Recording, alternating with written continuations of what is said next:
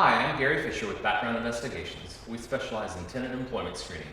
Today I'm here with Wes White for Multifamily Northwest Volunteer Spotlight. My name is Wesley White. I work for Greystar.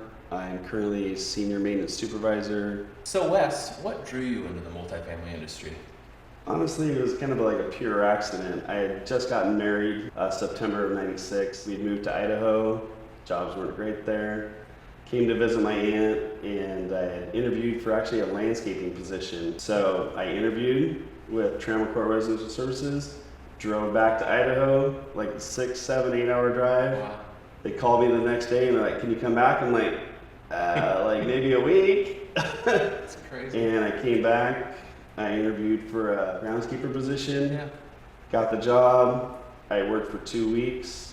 Went back. We moved all of our stuff to Seattle, and kind of just got started that way. What were you doing before you joined our industry? I just graduated from Walla Walla Community College. I went to University of Portland for 1 year.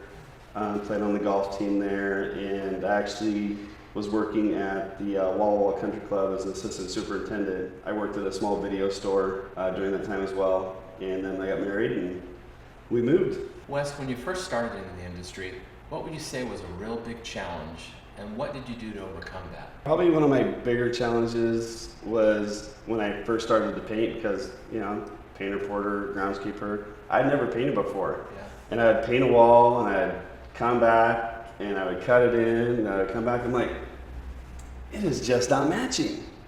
It's driving me crazy. And I'd go back and paint it again. It would take me forever to paint a unit until literally you hear that comment, let the paint dry, because it always dries a darker color. So as you moved up in your career and became more active in our region, how did you hear about Multifamily Northwest? I'd been to a couple of Multifamily Northwest events, and then I got asked to be on the maintenance fair committee. Just kind of worked my way up, and tons of things happened, and eventually became chairman of the maintenance fair. Had a couple great events, great successful years, and still continue to volunteer with Multifamily Northwest. Yeah, I've seen through the years how your volunteer involvement has made you really well respected and people look up to you for sure. Yeah, it's been great. Had a great turnout. We have a great association, a lot of great people, a lot of great vendors, employees in another company. One of my personal things is it doesn't matter who you work for. If you need help or you got a question, I'm going to give you an answer. If you call me, I'm going to answer the phone. Right. I mean, you're out there to help people. I know that you've been a long-term volunteer for the association and made a lot of our events super successful. What would you say has been some of the biggest impacts that you've had on those events? Probably this last year, the 2018 Maintenance Fair. I was chairman. We wanted to bring in a really good guest speaker, and I was able to finagle my way into the Flying Fish Productions. It's the guys that you see at the Pike Place Fish Market, Monday Night Football, Thursday Night Football. I went down, I met with the owner. We talked, I did a little spiel, we were able to make it work, and we had them come down to our event, and they were the guest speaker, and nobody knew but me, but there was this really cool special thing that was going to happen at the end. It was kind of slimy. But we had a fish race. We divided the room in half, and you had to pass a fish from row to row to row to row to row all the way to the end, and then one side won. Even some of the grimiest maintenance guys are like, I don't want to touch that fish. They were like scales on their hands, and they're like, oh my God. Some guy, if you really watch the video really close, the guy's like this. Just jerks his hand back, doesn't touch the fish at all, and he goes to the next person by. That was really cool to secure that event. This last year we had the most attendees, the most vendors. We did pay a little bit more for the guest speaker, but it was great. It was more relative to what we were trying to go through about communication, because you'll never learn how to communicate until you can first learn how to listen. You got to listen to what that person's saying and then be able to communicate. I heard about that event for months. What's the biggest motivating factor that drives you to become more and more active at Multifamily Northwest? It's the people. It's, we are out there to help the people. It doesn't matter if it's a future renter, past renter, a vendor or anything like that. We are out there to help the people. You want to see happy people, so why not, try to do the best you can. For other maintenance professionals that are interested in growing within the industry, what sort of advice would you give them moving forward? I just tell them to get involved in our events, Multifamily Northwest. your company events, put your foot in the door, volunteer. What happens is that gets your name out there, and then you're like, you know what, that Gary guy, he came over and he worked really well. I had a maintenance tech that worked for me, and I farmed him out for a year. He got over 200 hours of overtime, and he bought a new car, and I'm like, that's my car.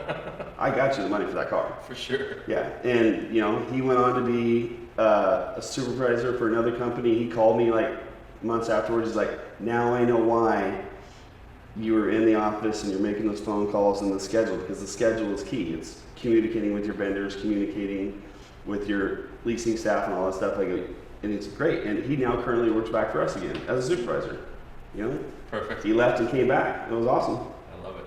Wes, so now that we know more about your volunteer experience, how do you see the maintenance industry changing over the next few years? There's going to be a lot of new young people out there trying to get in the door. I didn't know anything. I should be able to pull anybody out of the street. Guy, gal, veteran, anybody, and be able to train them for the style of job they're looking for, whether it be a housekeeper, groundskeeper, painter, porter. Because I didn't know any of this when I started. It took me forever to figure out the paint on the wall, for crying out loud. It's just whoever the supervisor is going to be a good trainer, a mentor for them. There's not a lot of skilled labor. Everybody's going to construction, but construction is going to slow down, and they're going to come back to us, which is going to be great. But those people are skilled in new build construction, not skilled in repair. So there's just a whole bunch of things. And I would just hope that I can bring that person in, train them, get them to the next step. I'm not going to consider you the housekeeper or the painter or the porter. I want people to know you as that you help manage a multi-family property that's worth millions of dollars. Yeah. You're not just the housekeeper. When you're driving down the hill to a property, or up the hill, or wherever you're going, curb appeal. How nice does the property look? When you walk into the clubhouse, it looks great, smells great. Okay, had nothing to do with me, had nothing to do with the property manager. That's the groundskeeper, that's the housekeeper. When you go into a unit that's made ready, you have that fresh paint smell, the carpet looks good. It's our painter, it's a contracted vendor that we hired, that we trust, that has good pricing and does great work.